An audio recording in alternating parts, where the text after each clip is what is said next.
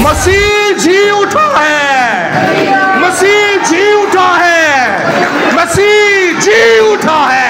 Hallelujah, hallelujah.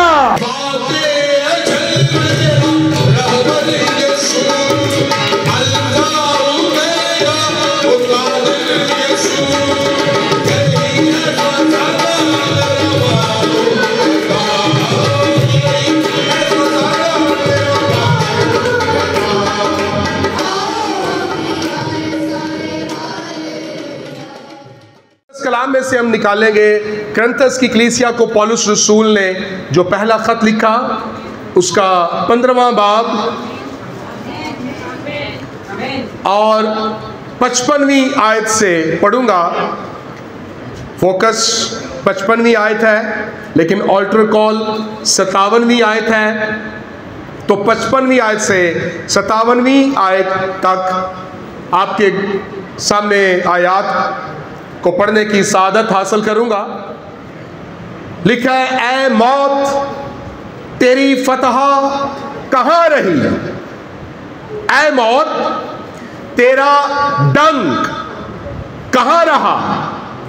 मौत का डंक गुनाह है और गुनाह का जोर शरीयत है, मगर खुदा का शुक्र है जो हमारे खुदावंद यीशु मसीह के वसीले से हमको फतह बख्शता है। हालेलुया, सब कहेंगे आमीन। आज का मजमून है मौत पर फतह, यीशु मसीह की कयामत, कयामत अल मसीह, victory over death, the resurrection of the Lord Jesus Christ. किस तरह से यीशु मसीह ने हमें मौत पर फतह बख्शी है। मौत अपने अखाड़े का अकेला पहलवान था जो आदम से लेकर उम्मतों और कौमों में हर एक शख्स को पछाड़ रहा था और उस जात के जुलैत की तरह सफों में से निकल कर चैलेंज करता था कि कोई है जो मेरा मुकाबला करे। फिर एक दिन जब वक्त पूरा हुआ तो खुदा का बेटा यीशु मसीह सफों में से निकला, इंसान बनकर इंसानों में से आया। दाऊद छोटा था, यीशु मसीह ने अपने आप को सबसे छोटा बना लिया। लिखा है उसने जो खुदा की सूरत पर था इसको कब्जे में रखने की चीज ना जाना, बल्कि अपने आप को खाली कर दिया और इंसानों के मुशाबे हो गया और अपने आप को पस्त कर लिया। तो सबसे छोटा हो गया और उसने सबसे बड़े पहलवान, बड़ा पहलवान कौन था? मौत। जिस तरह दाऊद ने कदावर जाति जुलैत, जिसको हम जाति जूलियत कहते हैं, उसको उसी की तलवार से मारा, ऐसे ही खुदा के बेटे यीशु मसीह ने मौत को मौत के वार, मौत की तलवार से कब्र में मारा और जलाल के साथ जी उठा है। सो ये अकेला पहलवान, अपने अखाड़े का अकेला पहलवान सबको पछाड़ता था। फिर यीशु ने इसको ऐसा पछाड़ा कि इसके सीने पर अपनी टांग रख के अपना कदम जमा के कहा, ऐ मौत तेरी फतह कहां रही। इंजदी कंड लाई, कहां तेरा डंक कहां रहा। मौत चैलेंज करती थी, कोई चैलेंज को कबूल ना कर सका, फिर खुदा के बेटे यीशु मसीह ने उसको हराया और अपनी फतह हमें बख्श दी। इसलिए हमें मौत से खौफ नहीं है, क्योंकि हमारे यीशु की कब्र खाली है। हालेलुया। 2-3 अल्फाज है इस आयत के अंदर, और उसकी जो यूनानी कंस्ट्रक्शन है, यूनानी जुबान के अंदर, उसके तनाजुर में चंद एक चीजें आपके गोश गुजार करूंगा। थन आटे मौत के लिए लफ्ज इस्तेमाल हुआ है। निकोस दूसरा कीवर्ड, फतहा तीसरा कुलीदी लफ्ज, कैंट्रॉन स्टिंग, डंग, पॉइजन, जहर। याद रखिए, यीशु मसीह की कयामत, मसीह का जी उठना मसीहियत का दिल है। The resurrection of the Lord Jesus Christ is the heart of Christianity. जो पाक सलीब है, आपको मालूम है उसके 2 पोल हैं। ये बात मैं पहले भी किसी एक मौके पर सरमन में बता चुका हूं। उसके 2 पोल है, एक वर्टिकल है और दूसरा हॉरिजॉन्टल जो है। तो ये जो उफकी सिमत का पोल है, ये the crucifixion of Christ, the death of Christ, क्योंकि ये पड़ा हुआ है, ये लेटा हुआ पोल है, तो ये यीशु मसीह की मसलूबियत को जाहिर करता है। लेकिन उसके ऊपर जो अमूदी पोल आता है, ये खड़ा है, ये एक पड़ा है, दूसरा खड़ा है, ये मिल जाते हैं। ये रेजुरेक्शन ऑफ द क्राइस्ट है, ये क्रूसिफिक्शन ऑफ द क्राइस्ट, ये रेजुरेक्शन ऑफ द क्राइस्ट है, और ये दोनों मिलकर पाक सलीब बनाते हैं। इसलिए हम जिस यीशु को मानते हैं, वो पड़ा भी और वो खड़ा भी हुआ। हालेलुया। हम जिस यीशु को मानते हैं, वो मुआ भी और वो जी भी उठा है। ये सलीब हमें बताती है कि एक बर्रा ज़बा किया हुआ खड़ा है, जैसा मुकश्शफ 5वें बाब में लिखा है। तो मौत दर हकीकत हारा हुआ दुश्मन है। कयामत यीशु का जी उठना, ये मसीहत का दिल है। सो वो जी उठा, सब कहेंगे हालेलुया। बिलाशुबा वो जी उठा, हालेलुया। याद रखिए, क़यामत अल मसीह कोई आम वाकया नहीं है। यीशु मसीह का जी उठना कोई आम वाकया नहीं है, बल्कि ये तारीख का, मसीही उम्मीद का तारीख में औजे कमाल है। The climax, the peak of the Christianity, the peak of the hope of Christianity, मसीहियत की उम्मीद का औज है, कमाल है। तो ये कोई आम वाकया नहीं है यीशु मसीह का जिंदा होना, ये तारीख का नुक्ताए इनकलाब है, और ये मौत के लिए नुक्ताए अंजमाद है, यानी frozen point, the day, frozen day for the death, the mocking day for the death. लेकिन जिंदगी आंखें खोलती है और मौत को अबदी नींद सुला देती है। हालेलुया। तो ये मौत तो सर्द खानों में सर्द पड़ी थी। शरारत, शरीर की शरारत के शरारे ने इसमें जान डाली। इसने आंखें खोली तो आदम से लेकर सबको दबोचना शुरू किया। फिर खुदा का बेटा यीशु मसीह आया, जिसने मौत को मारा और उसके चुंगल से, उसके कब्जे से, उसके शिकंजे से कुल बनीनो इंसान को रिहाई बख्शी। इसलिए सिर्फ यीशु मसीह ही ये कह सकता है कि ऐ मौत तेरी फतह कहां रही, ऐ मौत तेरा डंग कहां रहा। कोई दूसरा ये नहीं कह सकता कि मैं मर गया था और अब जिंदा हूं और अब्दुल आबाद जिंदा रहूंगा। ये सिर्फ मेरा और आपका यीशु कह सकता है। Hallelujah, praise God. सो पौलुस रसूल इस ग्रंथस की कलीसिया के पहले खत के 15वें बाब के आखिर में मौत पर फतह की खुशखबरी की तालीम देता है। जो यूनानी आयत है, जो ग्रीक पूरी वर्स है, उसकी कंस्ट्रक्शन आपके सामने रखूंगा।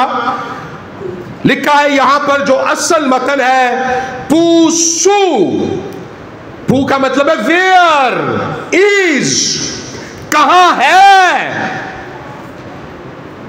सू का मतलब है तुम्हारी। Where is yours, क्या? और फिर आगे क्या है, थानेटे, ऐ मौत Where is yours, कहां है तुम्हारी क्या? तो निकोस, निकोस मौत के लिए सॉरी फतह के लिए इस्तेमाल हुआ, और थानेटे मौत के लिए इस्तेमाल हुआ। ऐ मौत कहां है तेरी फतह। और मैंने तर्जमा किया, चूंकि यहां पर आर्टिकल टॉ यूनानी जुबान में लगा है, टॉ निकोस, मैंने तर्जमा किया यकीनी फतह, कि तुझे बड़ा मान था। ऐ मौत तुझे बड़ा मान था कि तू फाते है, हमेशा से तूने यकीन के साथ जिंदगी पर फतह पाई। So where is your victory, the sure victory, तेरी फतह कहां है? This is the question mark. मैं आगे चल के बताऊंगा इसका क्या मतलब है। पूसू कहां है? थानेटे, ऐ मौत, तो कैंट्रॉन, तेरा जहर, तेरा डंग कहां है? ये उस पॉइजनस स्नेक की मानिद थी मौत, जिसके बारे में, जिस सांप की जिस किस्म के बारे में ये कहा जाता है कि एदा डंगिया ते पानी भी नहीं मांगदा। तो मौत का जहर ऐसा था कि मौत को इस बात पर बड़ा फख्र था कि मेरा डंगिया ते पानी भी नहीं मांगदा। और यीशु मसीह ही ये कह सकता है कि कहां है तेरा जहर, क्योंकि तरियाके जहर मौजूद है, जहर का तरियाक आ चुका है। अब हमारे पास खुदा का बेटा यीशु मसीह मौत के जहर का तरियाक लेकर आया, और ये जो तरियाक है ये यीशु मसीह का अपना कफारे का खून है, जिसने हमें मौत से छुड़ाया है। जहर दा कोई इलाज नहीं, इस मौत दे जहर दा कोई इलाज नहीं सी, लेकिन यीशु मसीह दे खून ने ओदे असर नू खत्म किया। अब ये जो आयत है ना, ये जो आयत है, ये हमें यसाया 25वें बाब में लेकर जाती है। निकालिए मेरे साथ यसाया 25वां बाब और उसकी 8वीं आयत से पढ़ूंगा। ये जो पौलुस रसूल ने कुरिन्थस की कलीसिया को खत लिखते हुए ये जो आयत कोट की है, ये रेफरेंस ओल्ड टेस्टामेंट में से है। पहले कुरिन्थियों के 15वें बाब की 55वीं आयत का जो रेफरेंस है अहद अतीक में यसाया 25वें बाब की 8वीं आयत में मिलता है, और मैं 8वीं और 9वीं दोनों आयत पढ़ूंगा। सुनिए, लिखा है, वो मौत को हमेशा के लिए नाबूद करेगा और खुदाबंद खुदा सबके चेहरों से आंसू पोंछ डालेगा और अपने लोगों की रुसवाई तमाम सरजमीन पर से मिटा देगा, क्योंकि खुदावंद ने यह फरमाया है। आगे क्या लिखा है?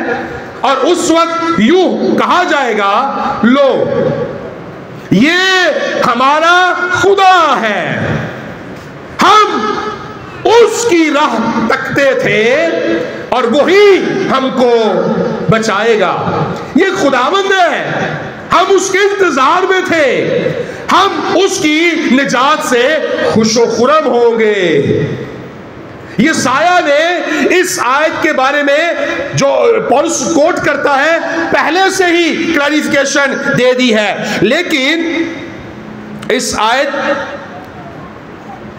का हमें एक और रेफरेंस, बड़ा करीबी रेफरेंस मिलता है एक मुख्तलिफ लफ्ज के साथ। यहां पर मौत की जगह पर लफ्ज पाताल आया है।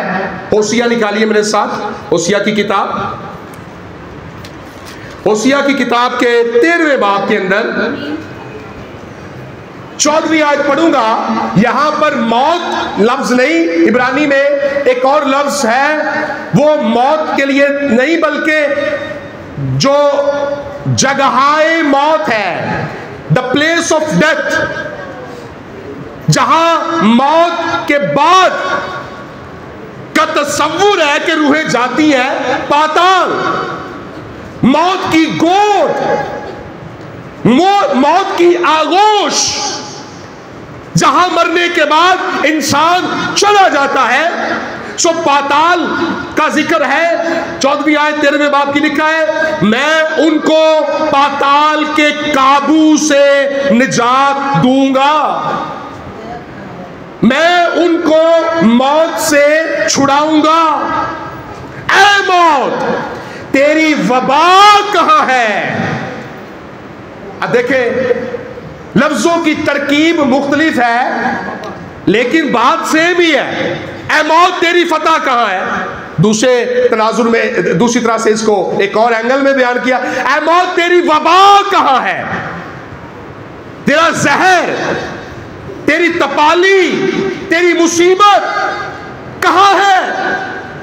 और आगे क्या लिखा है? ऐ पाताल, तेरी हलाकत कहां है? मैं हरगिज रहम ना करूंगा। तो पाताल शियोल यूनानी जुबान, अबरानी जुबान का लफ्ज है और यूनानी में हेडे लफ्ज इस्तेमाल हुआ न्यू टेस्टामेंट में पाताल के लिए, और अंग्रेजी में हेड्स इस्तेमाल हुआ, जिसका तर्जमा पाताल भी है, आलमे अरवाह भी है और बरज़ख भी किया जाता है। हेड्स, आलमे अरवाह। तो मरने के बाद जो रूहें हैं ये बरज़ख में, आलमे अरवाह में जाती है। द गेट्स ऑफ हेड्स, जो पाताल के दरवाजे हैं। कौन है जो इनके ताले तोड़े, जो इसका इख्तियार ले?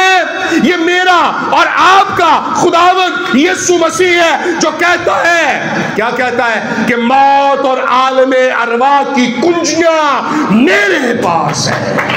मौत और आलमे अरवाह की कुंजियां मेरे पास है। सो मौत की मोहरों को तोड़ने वाला सिर्फ और सिर्फ यीशु मसीह है।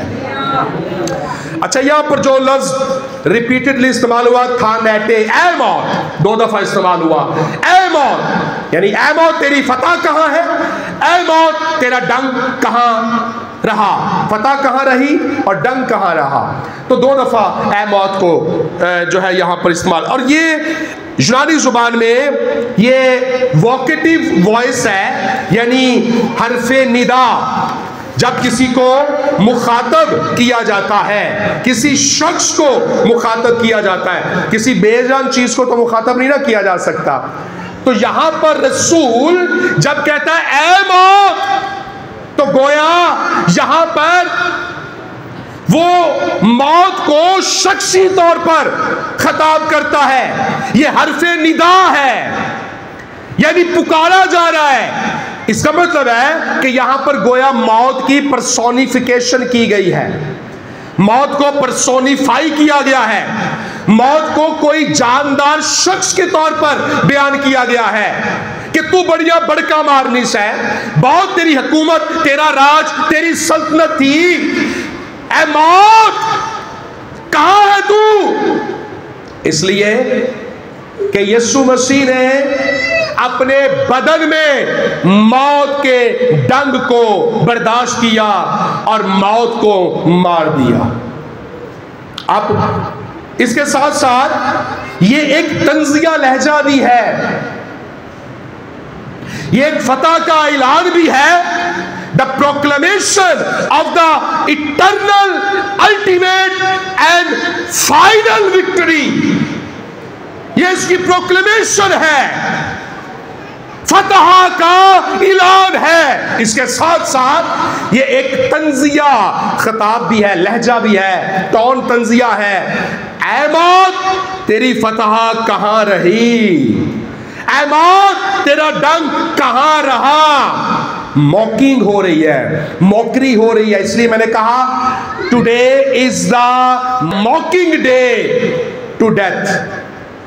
आज मौत को मुंह चढ़ाने का दिन है, जिस दिन यीशु मसीह जलाल के साथ जिंदा हुआ। हजारों साल से खुदा की मखलूक का मुंह चढ़ाती रही मौत, तो यीशु के जिंदा होने के दिन अब खुदा के लोग मौत को मुंह चढ़ाते हैं। तू जो मर्जी कर ले, मेरे यीशु की कब्र खाली है, मैं भी कब्र में नहीं रहूंगा, मेरी भी कब्र यीशु की आमद पर खाली हो जाएगी।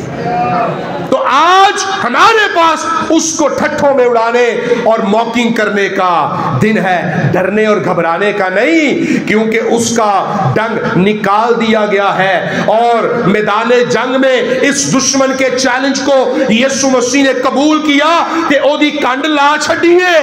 इसलिए अब ये वो शहद की मक्खी है जिसका डंक निकाल दिया गया है। ਇਹਦੇ कोई डरन की लोड़ कोई नहीं, बल्कि शहद की मक्खी थोड़ा सा स्वीट लफ्ज है, ये तो डेमू है, पर ਇਹਦਾ डंग यीशु मसीह ने ਕੱਢ ਦਿੱਤਾ है। हालेलुया। अच्छा, यहां पर हमें एक तकरार भी नजर आती है। कहां है, कहां रही, कहां है, कहां रहा। वेयर इज पुसू, तकरार, रिपीटेशन। कहां है तेरी फतह, कहां है तेरा डंग, रिपीटेशन, तकरार। और इसके मुकाबले में, डंग के मुकाबले में और फतह के मुकाबले में यीशु मसीह का जी उठना यकीनी है। हालेलुया। क्योंकि आखिरी आयत में लिखा है कि हम खुदा का शुक्र करते हैं कि हमारे खुदावंद यीशु मसीह के वसीले से हमको फतह मिली है। हमें फतह किसके वसीले से मिली है? खुदा के बेटे यीशु मसीह के वसीले से। तो लिहाजा मौत के बिच्छू से डरने की जरूरत नहीं है, क्योंकि मौत वो बिच्छू है जिसने डंग मारा और डंग मारने के बाद मर गया। इसलिए होशिया की किताब में खुदा अपने लोगों से यह वादा करता है कि मैं उनको मौत और कब्र से छुड़ाऊंगा, और पौलुस रसूल यीशु मसीह में इस वादे को पूरा होता हुआ देखता है। इसलिए उस आयत को इस तरह से वो कोट करता है। सो अब यीशु मसीह के जी उठने के सबब से बाजुकात लोग कहते हैं कि मौत सिर्फ जो है ना वो हारी नहीं है, बस समझ लो कि जिमें वक्ती तौर पर टल गई है, टली नहीं है बल्कि हार गई है। मौत यीशु मसीह के जी उठने के सबब से टली नहीं है बल्कि हार गई है।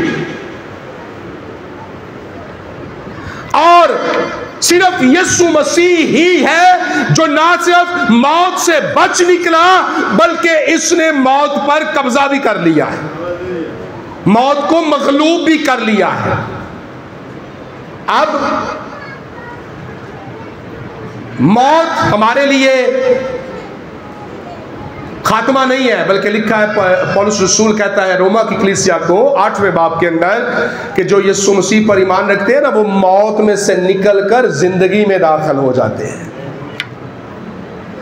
तो इसलिए मौत अब ईमानदारों के लिए एक बेज़रर हकीकत नहीं, बल्कि एक हकीकत का साया रह गया है।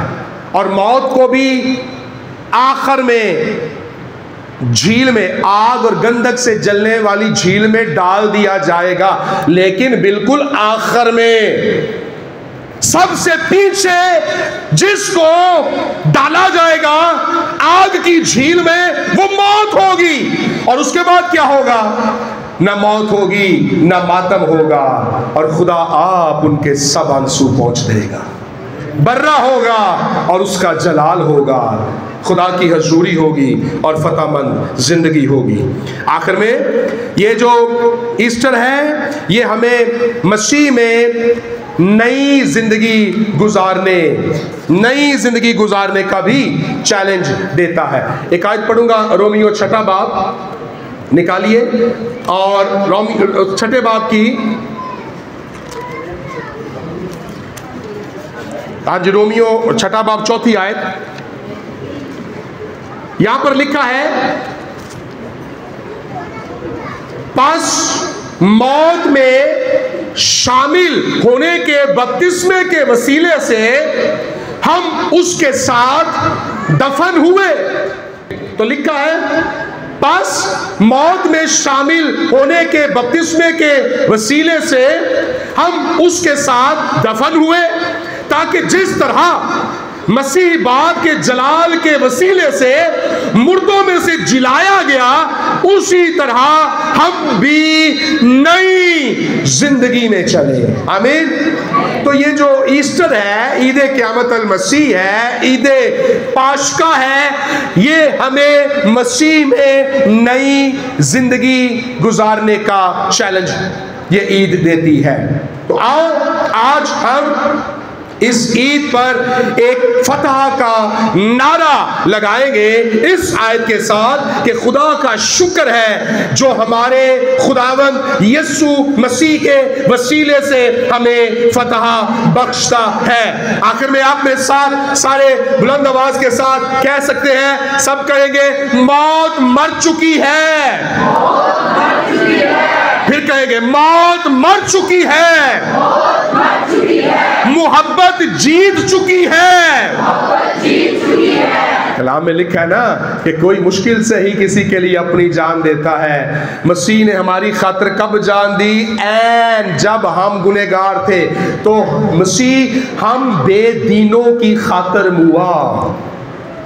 कोई मुश्किल से किसी के लिए जान देता है। तो फिर कहेंगे, मौत मर चुकी है, सब कहेंगे, मौत मर चुकी है, मोहब्बत जीत चुकी है, मसीह जी उठा है, मसीह जी उठा है, मसीह जी उठा है। Hallelujah, hallelujah, hallelujah. आमीन, आमीन। खुदावंद मुझे और आपको इस कलाम के वसीला से बरकत दे।